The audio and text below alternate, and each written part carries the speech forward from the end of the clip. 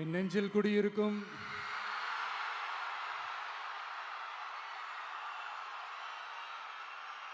கரூர் சொந்தங்கள்,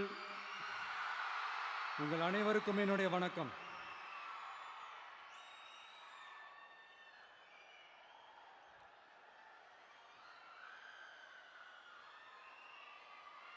ஒரு மனுஷன் லைஃப்பில் எவ்வளோ பெரிய ஒரு உயரத்துக்கு போனாலும் மனசளவில் சில வலிகள், காயங்கள் அதை மறக்க முடியாது இல்லையா? எல்லார் லைஃப்லேயும் அப்படி தான், நமக்கும் அப்படி தான். நிறையா வலிகள், காயங்கள் எல்லாத்தையும் தாண்டி தான் வந்திருக்கிறோம். ஆனால் எல்லாத்தையும் விட ரொம்ப ஜாஸ்தியான அந்த வலியும் அந்த காயமும் எனக்கு அந்த கரூர் சம்பவம் தான்.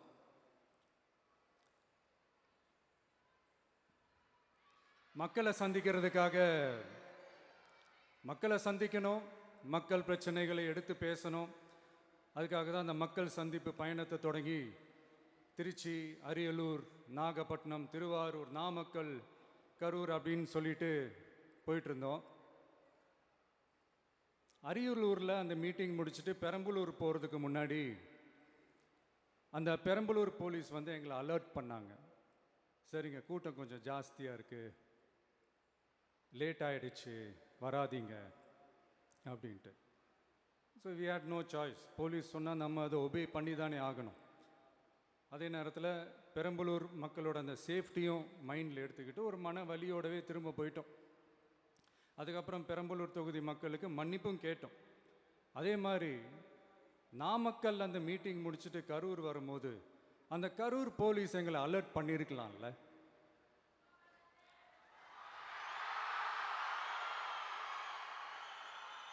இல்லை சார், இங்கே எதிர்பார்த்ததை விட கொஞ்சம் கூட்டம் அதிகமாக இருக்குது, கண்ட்ரோல் பண்ண முடியல, வராதிங்க.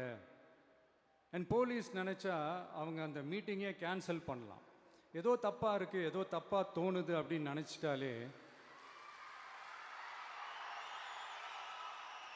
they have all the rights to cancel the meeting. எங்ககிட்ட கேட்கணும்லாம் ஒன்றும் அவசியமே கிடையாது. ஆனால் அதையெல்லாம் எதுவுமே செய்யாமல் அந்த ஹைவேல இருந்து அந்த ஸ்பாட்டுக்கு போலீஸே எங்களை உள்ளே கூட்டிகிட்டு வந்து விட்டு அந்த நாடகம்லாம் இருக்கு பாருங்க.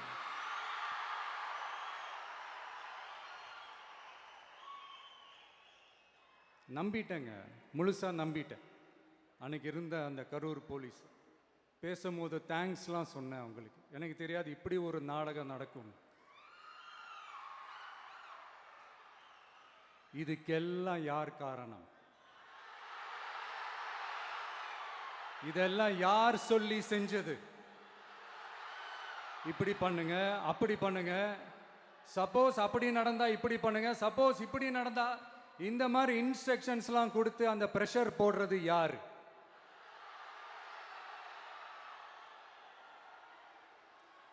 அந்த சம்பவத்தில் நம்ம யாரெல்லாம் இழந்திருக்கோம் தெரியுமா?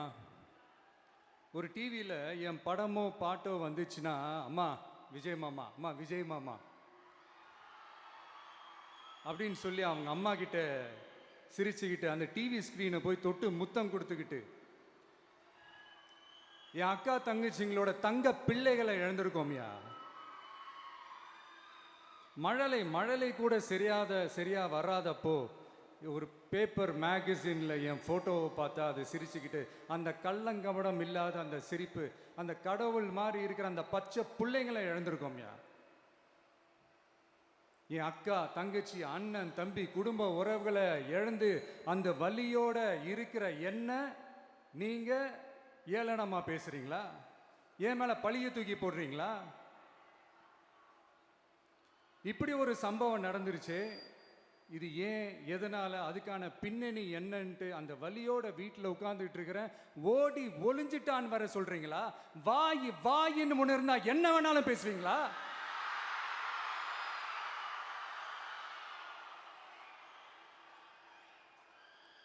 மக்களே, நான் உங்களையே கேட்குறேன். அன்னைக்கு அத்தனை க்ரௌடு இருந்துச்சு, அந்த க்ரௌடுக்கு தகுந்த மாதிரி போலீஸ் பாதுகாப்பு கொடுத்தாங்களா? இந்த இடத்தை எடுத்துக்க சொல்லி நாங்க தான் சொன்னோம்னு ஒரு போலீஸ் ஆஃபீஸர் பேட்டி கொடுக்கிறாரு. அதுக்கு என்ன அர்த்தம்? இவ்வளோ வலி, இவ்வளோ காயங்கள் கொடுத்துட்டு பழியை தூக்கி நம்ம மேல போட்டுட்டு அதுல ஒரு அரசியல் ஆதாயம் தேடுறீங்களேயா? இதுல வாய் கூசாம சட்டசபையில ஸ்டாலின் சார் நம்ம மேல திருப்பி விட்டு அங்க ஒரு அரசியல் செய்றாரு. அதுக்கு என்ன அர்த்தம்? நமக்காக வந்திருக்கிற மக்களை காக்க வைக்கிறதுக்கு நான் ஒன்றும் ஆதாயம் தேடுற அரசியல்வாதியெல்லாம் கிடையாது. மக்களுக்காக அரசியலுக்கு வந்தவன் இந்த விஜய். எனக்காக எல்லாமும் கொடுத்த என் மக்களுக்காக எல்லாத்தையும் விட்டுட்டு மக்களுக்காக மட்டுமே அரசியலுக்கு வந்தவன் இந்த விஜய். அவங்களுக்காக நன்றி கடன் செலுத்துறதுக்காக மட்டுமே அரசியலுக்கு வந்தவன் இந்த விஜய். உங்களுக்கு தான் இந்த விஜயை பத்தி நல்லா தெரியுமே. ஆனா நம்ம எல்லாருக்குமே இத்தனை வலிகள் காயங்கள் கொடுத்தவங்களுக்கு இந்த 2026 தேர்தலில் தக்க பதிலடி கொடுத்துட்டீங்க. ஆனா அது மட்டுமே பத்தாது மக்களே, அது மட்டுமே பத்தாது. காலகாலத்துக்கும் எழுந்திருக்கவே முடியாத அளவுக்கு நிரந்தரமான ஒரு பதிலடியை நீங்க கொடுத்துக்கிட்டே இருக்கணும்.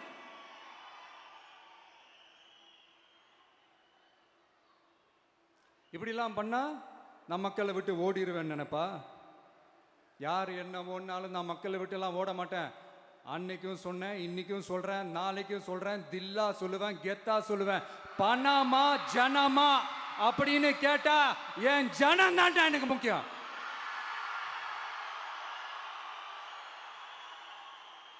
மக்களே, உங்களை விட எனக்கு இந்த காசு பணம் முக்கியமா என்ன? இவ்வளோ குறைகள் நம்ம மேல சொல்றாங்களே, இப்போ நான் சொன்ன மாதிரி அவங்களால ஓப்பனா சொல்ல முடியுமா? அந்த தில்லு இருக்கா, திராணி இருக்கா? ஒரு கிடையாது. ஆனா நம்ம மக்கள் அமைச்சு கொடுத்த நம்ம அரச குறைகள் மட்டும் டிசைனா மாடலா குறைகள் மட்டும் சொல்லுவாங்க. ஒவ்வொரு டிபார்ட்மெண்ட்லயும் அந்த பார்ட்டி ஃபண்ட், அந்த கட்சி நிதின்ற பேர்ல அடிக்கிற கொள்ளையெல்லாம் இந்த தீய சக்தியா இருக்கட்டும், தீந்து போன சக்தியா இருக்கட்டும், ரெண்டு பேரும் மாறி மாறி இதே தான் செஞ்சிட்டு இருக்கிறாங்க. இதுல ஒரு ஹைலைட் காமெடி என்னன்னா, சட்டசபையில் பேசும்போது பார்ட்டி ஃபண்டுன்னு தான் சொன்னேன். அது எந்த பார்ட்டி, என்ன ஃபண்டு, யாரு, என்ன பேரு எதுவுமே சொல்ல. பார்ட்டி ஃபண்டுன்னு சொன்னவனை எடுத்தாங்க பாருங்க ஒரு ஓட்டம். எனக்கே ஃபர்ஸ்ட் புரியல, ஏன்பா ஓடுறாங்க? அப்படி என்ன நம்ம இப்போ சொல்லிவிட்டோம்? அதான் அந்த குற்றம் உள்ள நெஞ்சுக்கு தான் குறுகுறேங்கும். இது எப்படி இருக்கு தெரியுமா? எங்க அப்பா பீரோக்குள்ள இல்லை, எங்க அப்பா பீரோக்குள்ள இல்லை அப்படின்னு சொல்ற மாதிரி. ஐயோ, ஏன் கேட்குறீங்க? இவங்களோட செம்ம கூத்தா இருக்குங்க, செம்ம ஃபன்னா இருக்கு. சென்னையில் ஒரு பாலம் கட்டுறதுக்காக நார்மலாக ஆகிற செலவை விட அதிக செலவில், கிட்டத்தட்ட டபுள் மடங்கு செலவில் ஒரு டெண்டர் ஒன்று விட்டுருக்குறாங்க. அதையெல்லாம் தோண்டி எடுத்து அதெல்லாம் இப்போது கண்டுபிடிச்சி கேன்சல் பண்ணியிருக்கிறோம். இன்னும் எத்தனை கோடி ஊழல், எத்தனை லட்சம் கூடல் தோண்ட வருமோ எங்களுக்கே தெரில. ஒவ்வொரு முகமுடியாக கிழியுது. ஐயோ, இந்த விஜய் ஒவ்வொரு கதையா எடுத்து வெளியில விட்டுருவான் போலேன்ட்டு திரும்புற பக்கம்லாம் கதறல் கதறல் கதறல். காதலேருந்து ரத்தம் வராத குறை. ஆமா, இப்படி ஊழல் ஊறி போனவங்க இப்படிதான் இருப்பாங்க. இந்த 50-55 நாட்கள்ல அங்கே செஞ்ச சில விஷயங்கள்லாம் சட்டசபையிலே எடுத்து சொன்னேன். பட் இங்கே ஒரு சில விஷயங்கள் சொல்லணும்னு நினைக்கிறேன். இந்த மின்சாரத்துறையில் இதுக்கு முன்னாடி போட முடியாமல் இருந்த அந்த பதவி உயர்வை இப்போ தான் எங்களால் போட முடிஞ்சுது. அதுக்காக ஒரு அக்கா அழுதுகிட்டே ஒரு நன்றி சொன்னாங்களே, அதெல்லாம் அவங்க கண்ணில் படாது அந்த வீடியோலாம், குறை சொல்கிறவங்களுக்கு. அடுத்து லஞ்சம்லாம் ஒழிக்க முடியாது, ஊழல்லாம் ஒழிக்க முடியாது, அதெல்லாம் பிளட்டிலேயே ஊறி போய் இருக்கு அப்படின்னு சொன்னவங்க போய் ஒவ்வொரு கவர்மெண்ட் ஆஃபீஸா பாருங்க. ஒரு பைசா லஞ்சம் இல்லை, ஒரு பைசா ஊழல் இல்லை. வேலையெல்லாம் சும்மா டக்கு டக்கு டக்குன்னு நடக்குது. ஒரு பெரியவர் ஒருத்தர் சொல்றாரு, தம்பி வேலையெல்லாம் நடக்குது, ஆனா அதையும் தாண்டி எங்களுக்கு மரியாதை கொடுக்குறாங்க தம்பி, உட்கார வச்சுலாம் பேசுறாங்க. இதெல்லாம் இதுக்கு முன்னாடி நடந்ததே இல்லை. அவனை போய் பாரு, இவனை போய் பாரு, இந்த ஆஃபீஸரை போய் பாருன்னு சொல்லி அலைய விடுவாங்க. இப்போ லஞ்சம் இல்லை, ஊழல் இல்லை, வேலையெல்லாம் உடனே நடக்குது. மக்கள் அப்படி ஒரு பெருமூச்சு ஒன்று விடுறாங்க. அதை பார்த்து நமக்கு அப்படி ஒரு ஹாப்பினஸ். இதுக்கு மேலே என்ன வேணும்? ஏன் இதெல்லாம் பண்ண முடியாது? மனசுன்னு ஒன்று இருந்தால் பண்ணலாம். இப்போ பண்ணலை.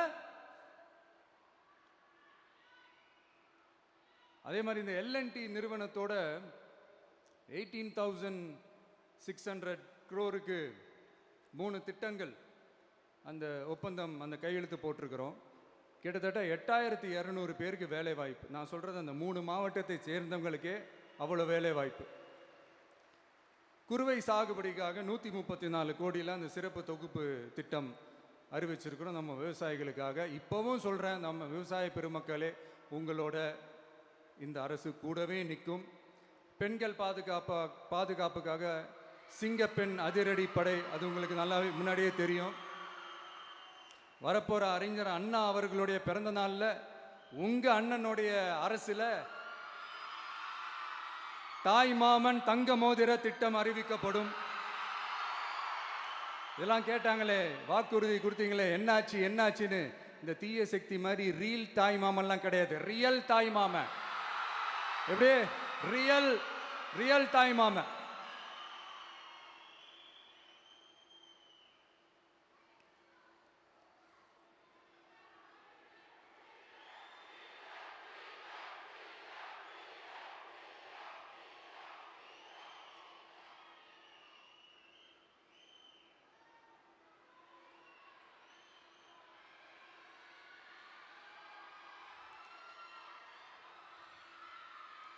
இந்த தீய சக்தியை பற்றி, அவங்க நிர்வாகத்தை பற்றி ஒரு வெள்ளை அறிக்கை ஒன்று வெளியிட்டோம்ல, அது ஷார்ட் அண்ட் ஸ்வீட்டாக சொல்லணுன்னா, ஒரு ஓட்ட பாத்திரத்துக்குள்ளே தண்ணி ஊற்றிக்கிட்டே இருந்திருக்கிறாங்க.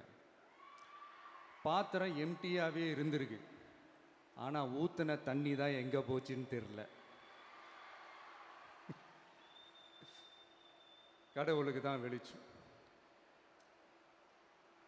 அது மாதிரி இப்போ நம்ம சொன்னதெல்லாம் சும்மா ஒரு சாம்பிள் தான். இன்னும் வரப்போகிற நாட்களில் உங்கள் அரசனுடைய அந்த விஸ்வரூபத்தை நீங்கள் பார்ப்பீங்க. அடுத்து வாயத்தொடங்க சிஎம்.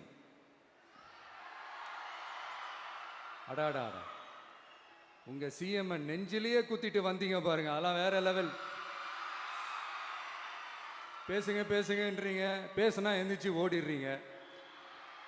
இனிமேல் பேச ஆரம்பிக்கிறதுக்கு முன்னாடி என்ன பண்ணணும் அப்படின்னா, ஒரு நண்பர் ஒருத்தர் சொன்னார், மாண்புமிகு பேரவைத் தலைவர் அவர்களே, எல்லா டோரையும் இழுத்து லாக் பண்ணுங்க அப்படின்னு சொல்லிட்டு தான் பேச்ச ஆரம்பிக்கணும் போல் இருக்கு. ஏன்னா பேசிட்டு இருக்கும் போதே எந்திரிச்சு ஓடிடுறாங்க. 5 நிமிஷம் பேசினதுக்கே குளத்தூர்ல கொத்து பரோட்டா போட்டாங்க. இதுக்கு மேலே பேசினா மொத்தமாக முடிஞ்சிடும், பார்த்துக்கங்க. நாம் அரசியல் பேசினா விஜயெல்லாம் அரசியல் பேசலாமா அப்படிங்கிறது. சரிப்பா, நமக்கு எதுக்கு வம்பு, நம்ம பாட்டுக்கு நம்ம வேலையை பார்ப்போம், எதுக்கு அவங்கள பற்றி பேசிக்கிட்டு அப்படின்னு இருந்தால் விஜய்க்கு அரசியலே பேச தெரில அப்படிங்கிறது. இப்படியே மாறி மாறி மேகதாது அணையை பற்றி என்ன தெரியும், விஜய் அதை பற்றி பேசலை. இப்படி நம்ம அரசியலுக்கு வந்ததுலேருந்தே ஒரு கூட்டம் குறை மேலே குறையா சொல்லிக்கிட்டு, பாட்டுக்கு பாட்டு கச்சேரி எங்களுக்கும் பண்ண தெரியும், பண்ணலாமா? இந்த மேகதாது அணை சம்பந்தமான அந்த வழக்கில் தமிழ்நாட்டோட பெட்டிஷனை சுப்ரீம் கோர்ட் எப்போ ரிஜெக்ட் பண்ணிச்சு? அப்போ யார் ஆட்சியில் இருந்தா? ஏன் ஒழுங்காக வாதாடல? நீங்கள் ஒழுங்காக வாதாடி இருந்தீங்கன்னா அதை ரிஜெக்ட் பண்ணியிருக்க மாட்டாங்கல்ல. ஏன் ஸ்டாலின் சார் வேணும்னே விட்டுட்டாரா? ஏன் இப்படிலாம் கேள்வி கேட்கலாமா? இப்படிலாம் கேள்வி கேட்டால் தான் மேகதாது அணையை பற்றி பேசுனதா அர்த்தமா? ஏன் அந்த ஸ்டேட்டு சிஎம் பேசுகிறாரு, நீங்கள் ஏன் பேசலை அப்படின்னா, நம்ம ஸ்டேட்டோட உரிமையை எங்கே நிலைநிறுத்தணுமோ அதுக்காக வேலை பார்க்குறது மட்டும்தான் முக்கியம். சும்மா சவால் விட்டுக்கிட்டு சீண்டி பார், நான் யார் தெரியுமா, தொட்டு பார், இப்படிலாம் பேசிக்கிட்டு இருந்தால் வேலைக்கு ஆகாது. சும்மா பேசி பேசி பிரச்சனையை வளர்த்துக்கிட்டு யார் மேலேயாவது பழியை தூக்கி போட்டுட்டு அப்புறம் மக்களை அம்போன்னு தெருவில் விட்டுட்டு இப்படி தான் ஒரு அரசியல் பண்ணணும்னா அந்த அரசியல் நமக்கு தேவையும் இல்லை, அதை நம்ம செய்யவும் போகிறதில்ல. Talk less work more mode தான், அதுதான் நம்ம பாலிசியே. அதனால தான் சட்டசபையில் அந்த அரசினர் தீர்மானம்னு சொல்லி ஒன்று கொண்டு வந்தோம். அது எப்படி டு டேக் இட் ஃபார்வர்ட், எப்படி கொண்டு போகணுமோ அதை சரியாக செய்வோம். சென்ட்ரல் கவர்மெண்ட்லேருந்து அந்த டீலிமிட்டேஷனை திரும்ப கொண்டு வர போகிறதா ஒரு பேச்சு ஒன்று அடிபடுது. யார் என்ன டீலிமிட்டேஷன் கொண்டு வந்தாலும் தமிழ்நாடு அது ஒத்துக்காது. நமக்கான இடத்த யாரும் பறிக்கவும் முடியாது, அது பறிக்கவும் விட மாட்டோம். இப்படி நாம் இருக்கும்போது இந்த தீய சக்தி திமுக எங்கே போய் நிற்குது, யார் கதவை தட்டிக்கிட்டு நிற்குது, அது உங்களுக்கே நல்லா தெரியும். மக்களே, இந்த தீய சக்தியும் தீந்து போன சக்தியும் வேறலாம் இல்லை, கூட்டு களவாணிங்க. சொல்ல முடியுமா அவங்களால? எங்களுக்குள்ள ஒட்டும் இல்லை, உறவும் இல்லை, அறிவிக்க முடியுமா? நிரூபிக்க முடியுமா? இந்த வரப்போகிற இடைத்தேர்தலில் அதை நிரூபித்து காட்டுங்க, அப்புறமா பேசுங்க. மக்களை, என் மனசை விட்டு கரூர் எப்பவும் நீங்கவே நீங்காது. நமக்கு ஏற்பட்ட வேதனையான சம்பவத்தை, நமக்கு எதிராக நடந்த சதிய சூழ்ச்சிய இனி வர்ற ஜென்ரேஷனும் அவங்களுக்கு தெரியப்படுத்தணும்ல. அதுக்காகவே இனி ஒரு அரசியல் சதிய, அரசியல் சூழ்ச்சிய யாரும் யோசிக்கவே கூடாதுன்றதுக்காகவே கரூரில் ஒரு நினைவு சின்னத்தை நம்ம டிவிகே சார்பா அமைக்கப்படும் அப்படின்றத அறிவிக்கிறோம். அப்புறம் கரூர்ல இருந்து ஒட்டுமொத்த தமிழ்நாட்டு மக்களுக்கும் சொல்றேன், உங்க டிவிகே அரசு உங்களுக்காகத்தான் உழைக்கும். அடிப்படை வசதிகளை முதல்ல நிறைவேற்றணும். ஒரு பக்கம் நிதி நிலைமையை சரி செஞ்சுக்கிட்டே, இன்னொரு பக்கம் அப்படியே நாம் சொன்னதில் ப்ரையாரிட்டி பார்த்து ஒவ்வொன்றா படிப்படியாக நிறைவேற்ற ட்ரை பண்ணுவோம். இது எப்பவும் உங்களுக்கான அரசாக தான் இருக்கும். இந்த விஜய் உங்கள் விஜயாக தான் இருப்பான். நீங்கள் உரிமையோட உங்கள் கவர்மெண்ட்டை நீங்கள் அணுகலாம். இந்த தீய சக்தி ஆட்சி முடிஞ்சு பொட்டிக்குள்ளே போனதுலேருந்து என்னென்னமோ பண்ணுறாங்க, இது ஏதோ பேசுகிறாங்க, சோஃபாங்கிறாங்க, வாஷிங் மிஷினுங்கிறாங்க. இந்த அரசியல் வியாபாரம் பண்ணுறதுக்கான அந்த வெண்டிங் மெஷினே அவங்க தான். யார்? இந்த திமுக. இதில் நம்மளை பார்த்து வாஷிங் மிஷினுங்கிறாங்க. எலெக்ஷனில் ஓட்டுக்கு காசு கொடுக்குற அந்த கலாச்சாரத்தையே, அந்த கல்ச்சரை அடித்து நொறுக்கி இருக்கிறோம். எலெக்ஷன்லேயே அப்படி வேலை பார்த்த நமக்கு எதுக்கு இந்த குதிரை, கழுதை, ஒட்டக பேரெல்லாம்? மக்களின் பக்கம் அப்படி இருக்கும்போது நமக்கு எதுக்கு இந்த பேரெல்லாம்? இந்த திருட்டு திமுக ஆட்சியை வச்சுக்கிட்டு ஊரடிச்சு ஒலையில போட்டு இந்த கொள்ளையை அடிச்சதுனால தான் உங்க கரூர் கம்பெனி ஓனர் ஒருத்தர் எங்க எங்க இருக்காருன்னே தெரியாம ஓடு ஓடு ஓடு ஓடு ஓடு ஓடு ஓடு ஓடு வராம் பாரு வேட்டக்காரன் ஓடினே இருக்கிறாரு. இன்னொருத்தர் ஃபாரின்ல போய் ஒளிஞ்சுக்கிட்டார். ஃபாரின் ஸ்டாலின் சார் நினைச்சிட போறீங்க, அவர் இல்லை. எனக்கு எப்பவுமே ஸ்டாலின் சார் மேல ஒரு தனி பாசம் ஒன்று உண்டு. அவர் கிடையாது, இவர் வேற. சிங்கப்பூருக்கு செக்கப்புக்கு போனார்ல அவரு. இன்னும் தோண்ட தோண்ட எத்தனை பேர் மாட்ட போறாங்களோ தெரியல. உங்ககிட்ட யாராவது லஞ்சம் ஏதாவது கேட்டாங்கன்னா கொடுக்க முடியாது சொல்லுங்க, நான் இருக்கேன் உங்களோட. அப்படியே யாராவது ஃபோர்ஸ் பண்ணாங்கன்னா இது எங்க மகன், எங்க புள்ள, எங்க அண்ணன், எங்க தம்பி, எங்க விஜய், எங்க விஜயோட ஆட்சின்னு ஸ்ட்ராங்கா சொல்லுங்க. மக்களை, நீங்க கூட இருக்கும் போது லஞ்ச ஊழல் மட்டும் இல்லை, அதிகாரத்தை வச்சு ஆட்டம் போடுற யாரா இருந்தாலும் அடங்கிடுவாங்க. இந்த கடமை, கண்ணியம், கட்டுப்பாடுன்ட்டு ஒரு காலத்தில் கொள்கையோடு இருந்த கட்சியெல்லாம் இன்னைக்கு எப்படி இருக்கான்னு உங்களுக்கே தெரியும். அதாவது இந்த டிவிகே கட்சியோட தலைவரை எதிர்க்கிறதுல ஒரு நியாயம் இருக்கு. ஏன்னா உங்க பொழப்புல மண்ணள்ளி போட்டான். என்ன, இந்த ஊழல் லஞ்சம்லாம் பண்ண மாட்டேன்னு சொல்லி உங்க அரசியலையே ஒரு தெருமுனைக்கு கொண்டாந்து விட்டான். மக்கள் வேற அவனை தான் நம்புறாங்க. ஸோ இந்த விஜயை எதிர்க்கிறதுல ஒரு அரசியல் நியாயம் இருக்குது, அது புரிஞ்சுக்கலாம். ஆனால் இன்னைக்கு இந்த விஜயை மக்கள் ஓட்டு போட்டு ஜெயிக்க வச்சு ஒரு தீர்ப்பை கொடுத்து மக்களுக்காக வேலை செய்யறதுக்காக முதலமைச்சராக உட்கார வச்சிருக்கிறாங்க. என்னமோ இன்னமும் நீங்க தான் ஆட்சியில் இருக்கிற மாதிரி விஜய் கரூருக்கெல்லாம் போகக்கூடாது, விஜய் இங்கே போகக்கூடாது, அது செய்யக்கூடாது, இது செய்யக்கூடாதுன்னு எனக்கு புரியலையே. ஆட்சியில் இருக்கும் போது தான் இவ்வளோ கட்டுப்பாடெல்லாம் போட்டீங்க, எஸ்ஓபிஸ்லாம் போட்டீங்க, ஸ்டாலின் சார் ஆப்ரேட்டிங் ப்ரொசீஜர்லாம் போட்டீங்க. இப்போவும் அதே பண்ணிட்டு இருந்தீங்கன்னா என்ன சார் நியாயம்? இல்லை, நான் தெரியாமல் தான் கேட்குறேன். இன்னும் கனவுலையே இருக்கிறீங்களா? முதல்ல முழிச்சு வாங்க, ரியாலிட்டிக்கு வாங்க. உங்கள் ஆட்சியெல்லாம் வீட்டுக்கு போய் டிவிக்கேன்னு ஒரு ஆட்சி வந்து ரொம்ப நாள் ஆச்சு. ஒழுங்கா படி என்று சுப்ரீம் கோர்ட் ஓங்கி மண்டேலியே நறுக்கு நறுக்கு நறுக்கு என்று செம்மட்டியாலே அடிச்சும் இந்த திமுக முழிச்சிக்கல அப்படின்னா அப்போ கொஞ்சம் கஷ்டம்தான். வெற்றி தோல்வியெல்லாம் அரசியலில் சகஜம் சார். அதுக்காகலாம் வெறி பிடிச்சி இந்த பதவி வெறி பிடிச்செல்லாம் அலைய தேவையில்லை. நல்ல விதமாகவே சொல்கிறேன், நியாயமான அரசியல் பண்ணுங்க. ஓ, அதுதான் உங்களுக்கு தெரியாதுல்ல. இந்த தீய சக்தி திருத்தவும் முடியாது, அவங்களா திருந்துவாங்கன்னு பார்த்தா அதுவும் நடக்க போகிறதில்ல.